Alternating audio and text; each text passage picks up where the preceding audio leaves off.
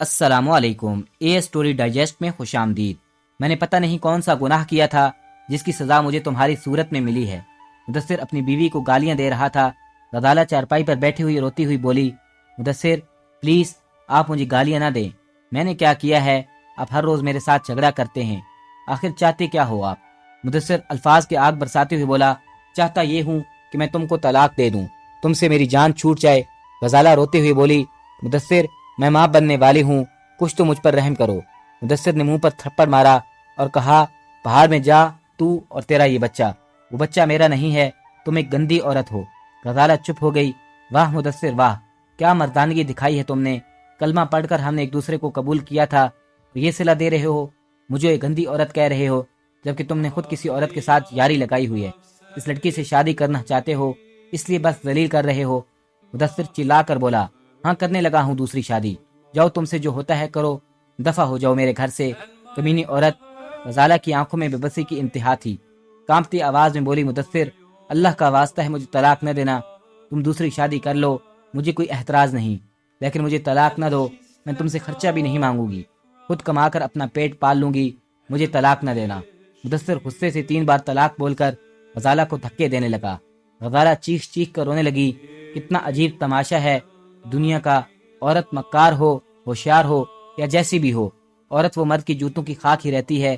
مرد برا ہو کر بھی برا نہیں ہوتا، عورت بری ہو کر طوائف بن جاتی ہے۔ میں نے بہت دیکھا ہے، بہت ہوشیار اور مکار عورتوں کو چند پیسوں کی عوض بکتے ہوئے۔ خیر غزالہ اپنے ماں باپ کے گھر چلی گئی، جا کر قیامت برپا ہونا لف لف سنایا۔ ماں باپ کیا کر سکتے تھے، بھلا اب تو طلاق ہو چکی تھی، اب کوئی راستہ باقی نہیں تھا، پیٹ میں 4 ماہ کا بچہ بھی تھا۔ زندگی نے زوردار تماچا منہ پہ دے مارا۔ غزالہ کے بھائیوں کو پتہ چلا تو وہ کہنے لگے، تم اس کے سامنے زبان نہ لڑاتی، چپ رہتی۔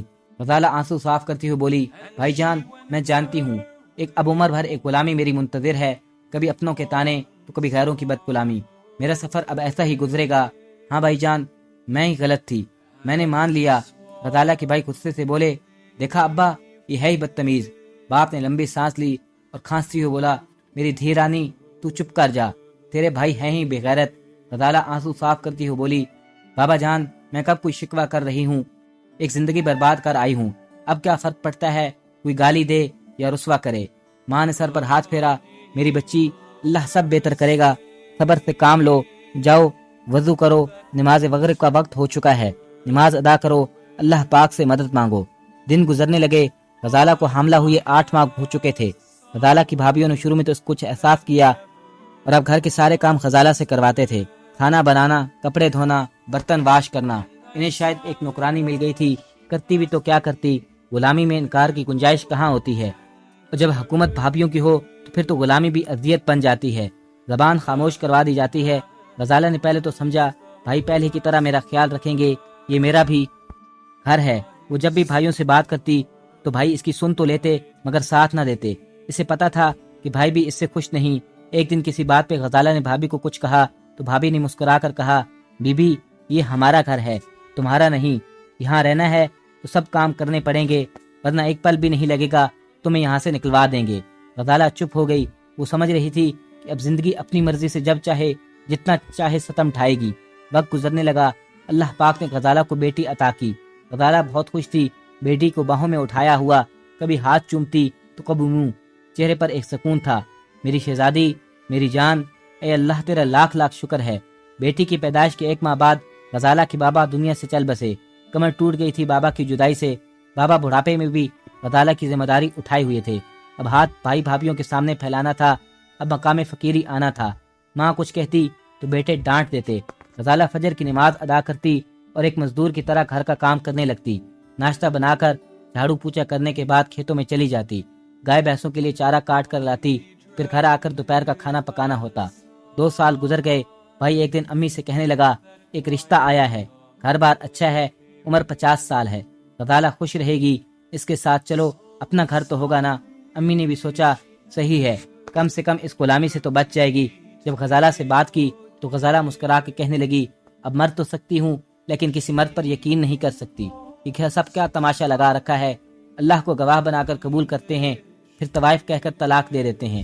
عورت پاؤں کا جوتا ہے کیا، جب جو چاہے ستم ڈھا دے۔ غزالہ نے شادی سے انکار کر دیا۔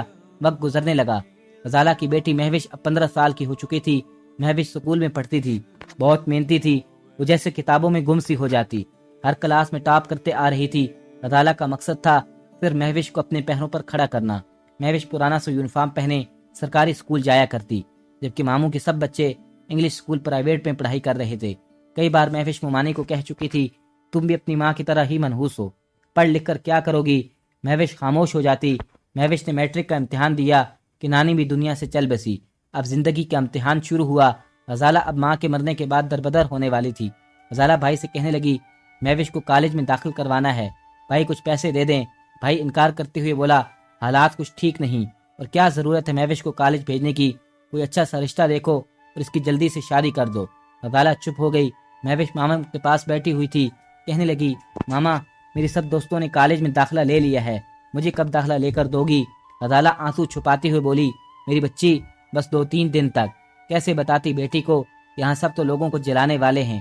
بھائیوں کے پاس اللہ کا دیا سب کچھ تھا، مگر بہن کو دینے کے لیے انکار کر دیا۔ سب کے لیے ہم بوجھ ہیں، اتنا کام کرتی تھی، اس کے بدلے بھائی بھی بے عزت کرتے تھے۔ جب بیٹی نے کالج جانے کے لیے بہت اصرار کیا تو غزالہ نے ایک سہیلی سے بات کی، مجھے کسی گھر میں کام لے دو۔ غزالہ کی دوست نے بتایا، یار سب لوگ عورت کی مجبوری کا فائدہ اٹھاتے ہیں، یہاں اچھے لوگ بہت کم ہیں۔ غزالہ بہت پریشان تھی اور اللہ سے دعائیں مانگتی رہی، اے اللہ مجھے تیری ذات پہ کامل یقین ہے، کبھی تو میری سنی جائے گی، کوئی بات نہیں۔ غزالہ کے پاس تھوڑا سا زیور پڑا ہوا تھا جو کہ اس نے مہوش کی شادی کے لیے گھر والوں سے چھپا کر رکھا ہوا تھا۔ آخر وہ اسے بیچنا پڑا اور مہوش کو کالج میں داخل کروا دیا۔ بھابھی نے جب دیکھا تو کہنے لگی، پیسے کہاں سے لیے ہیں تم نے؟ غزالہ نے کہا، تم لوگ نہیں تو اللہ تعالیٰ تو ہے میری مدد کرنے والا۔ بھابھی منہ پھاڑ کر بولی، اپنی دوست سے ملنے گئی تھی نا کل، کہیں کچھ غلط تو نہیں کیا؟ بھابھی غزالے پر الزام لگا رہی تھی۔ اس بات پہ غزالہ اور بھابھی میں کافی جھگڑا ہوا۔ رات کو جب بھائی گھر آیا تو بھابھی نے روتے ہوئے کہا، آج پورا گاؤں اکٹھا ہو گیا تھا، تیری بہن نے جو تماشا کیا، پتہ نہیں چوری چوری کس سے ملنے جاتی ہے۔ بھائی کی غیرت جاگ اٹھی اور غزالہ کی ایک نہ سنی اور اس کے منہ پر تھپڑ مار دیا۔ غزالہ رو رو کر اپنی صفائی دیتی رہی مگر بھائی نے ایک نہ سنی۔ بیگم کے کہنے پر غزالہ کو دھکا دیا اور کہا، دفع ہو جا میرے گھر سے، سچ کہتا تھا تیرا شوہر۔ غزالہ جیسے آج مکمل ٹوٹ گئی تھی۔ مہوش کا ہاتھ تھاما، رات کے وقت گھر سے چلی گئی۔ کہاں جاتی کہاں رہتی؟ اس رات محلے والوں نے ترس کھا کر ایک رات اسے اپنے پاس رکھ لیا۔ ساری رات روتے گزری۔ دوسرے دن محلے کا ایک شخص کہنے لگا، یہ پاس ہی ایک گاؤں ہے، میں وہاں کسی کے گھر چوکیداری کرتا ہوں، وہ سب امریکہ ہوتے ہیں۔ وہ کہہ رہے تھے کوئی صفائی کرنے والی نوکرانی چاہیے جو ہمارے گھر کی روز صفائی کیا کرے۔ میں ان سے بات کروں گا، ویسے بھی تو اتنا بڑا گھر خالی پڑا ہے، چلو تم لوگ وہاں رہ لینا۔ اس شخص نے گھر کے مالکان سے بات کی، وہ کہنے لگے ٹھیک ہے، ہمارے گھر کی صفائی کر دیا کرے اور وہی ایک کمرے میں سو جایا کرے۔ غزالہ بیٹی کو لیے دوسری کمرے میں چلی گئی۔ 2 سال گزرے، امریکہ والوں نے وہ گھر بیچ دیا، نئے مالک خود وہاں رہنے آ گئے۔ غزالہ اس سے بھی نکالی گئی۔ پھر گاؤں کے چودھری نے اس پر ایک احسان کیا۔ غزالہ کو بیسوں کے تنبیلے کے پاس ایک کمرہ تھا چھوٹا سا، وہاں رہنے کی اجازت دے دی۔ بہت سے مردوں نے غزالہ کو نہ جانے کس قسم کی پیشکش بھی کی لیکن وہ ثابت قدم رہی۔ مہوش ڈاکٹر بننا چاہتی تھی لیکن کس قیمت پر؟ اتنا پیسہ کہاں سے آتا؟ غزالہ نے پھر اپنے بھائی سے رابطہ کیا اور اس سے کہا، مجھے جائیداد میں میرا حصہ دو۔ باپ کافی زمین چھوڑ گیا تھا۔ پہلے تو بھائی نے انکار کر دیا لیکن غزالہ نے جب پولیس کی دھمکی دی تو بھائی حصہ دینے پر رضامند ہو گیا اور جو حصے کی زمین ملی اسے بیچ کر 15 لاکھ روپے ملے۔ وہ پیسے مہوش کی پڑھائی کے لیے رکھ لیے۔ مہوش نے میڈیکل میں ایڈمیشن لے لیا، ساتھ محلے کے بچوں کو ٹیوشن پڑھانے لگی۔ ماں سارا دن مزدوری کرتی، مہوش بس کچھ بن جائے۔ 3 سال گزر گئے۔ غزالہ نے ہمت نہ ہاری، آلو چاٹ بنا کر اسکول کے سامنے ریڑھی لگا لی۔ مہوش بہت روتی تھی، امی کیا کیا نہیں کر رہی تھی میرے لیے۔ ماں بوڑھی ہو چکی تھی، زندگی کا سفر کرتے کرتے ہار گئی، بس زندہ تھی تو مہوش کی خاطر، ورنہ زمانے نے زندہ لاش بنا ڈالا تھا۔ پھر وقت ستم ختم ہوا، پھر اجالا ہی اجالا ہو گیا، پھر اللہ مہربان ہوا، پھر سارے امتحان ختم ہوئے، آنسو پھر سکھ میں بدل گئے۔ مہوش ڈاکٹر بن گئی۔ ماں مہوش کو سینے لگا کر رونے لگی۔ اسٹیج پہ مہوش کی ماں کو جب بلایا گیا، پرانا سوٹ پہنا ہوا سادہ سی بڑھیا آہستہ آہستہ چلتی ہوئی اسٹیج پر آئی۔ جب کالج کے ڈائریکٹر نے پوچھا، آپ کو کیسا محسوس ہو رہا ہے، آج آپ کی بیٹی ڈاکٹر بن گئی؟ غزالہ کچھ بول نہیں پا رہی تھی۔ غزالہ اسٹیج پر بیٹھ گئی جیسے آج عمر بھر کی تھکن اتر گئی ہو۔ مہوش آگے بڑھی، امی جان۔ ماں نے مہوش کا ہاتھ تھاما، پھر آہستہ سے بولی، میری بچی ہم نے کتنے درد دیکھے ہیں، یاد ہے جب ہم 2 دن بھوکے رہتے تھے، مجھے لوگ انسان نہیں روبوٹ سمجھتے تھے، میں بہت تھک گئی ہوں میری بیٹی، अब तो मेरे हाथों की लकीरें भी मिट गई हैं, लेकिन मुझे अल्लाह पर यकीन था आज मेरी बेटी डॉक्टर बन गई है। महविश माँ के सीने लगकर रोने लगी। पूरा हाल तालियों से गूंज उठा और फिर वक्त बदलने लगा। महविश को 2 लाख माहाना सैलरी वाली जॉब मिल गई। मामू लोगों को पता चला कि महविश डॉक्टर बन गई है। मिठाई लिए मुबारकबाद देने पहुंच गए। महविश ने मुस्कुराकर वेलकम कहा। महविश हसरत भरी निगाहों से देखने लगी। जिन रिश्तों के लिए वो तरसती थी, पैसों की महक से वो खुद ही चलकर आ गए। ये दुनिया पैसे को पूछती है। मामू लोग नजरें झुकाए खजाला से मुआफी मांगने लगे और कहने लगे, हमारा बेटा दुबई में अपना बिजनेस करता है, हम चाहते हैं महविश हमारी बहू बन जाए। खजाला मुस्कुराने लगी, भाईजान चाय पी लें, खाना भी बन जाएगा। अभी खाना भी खा लिया और मेरे घर से चले जाएं। मेरी रूह की थकन अभी तक वैसी की वैसी ही है। पल पल तड़पी हूँ, न जाने कितने सितम सहे थे मैंने। मामू लोग शर्मसार होकर चले गए। फिर महविश का रिश्ता एक डॉक्टर के लिए आया और गजाला ने महविश की शादी इस डॉक्टर से कर दी। बड़ा घर, गाड़ी, सब कुछ। अब कुछ वक्त गुजरा।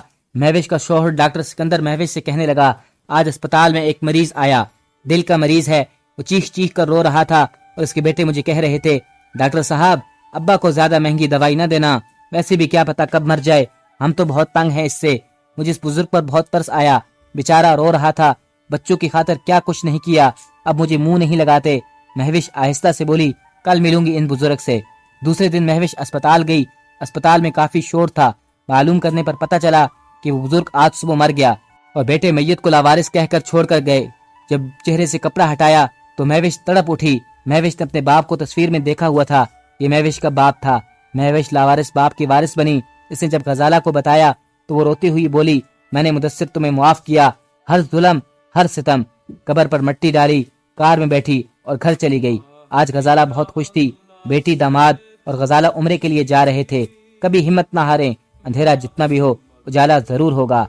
आप अल्लाह पर यकीन रखकर मेहनत करते रहें, अल्लाह पाक सिला जरूर देगा, क्योंकि हर मुश्किल के बाद आसानी है।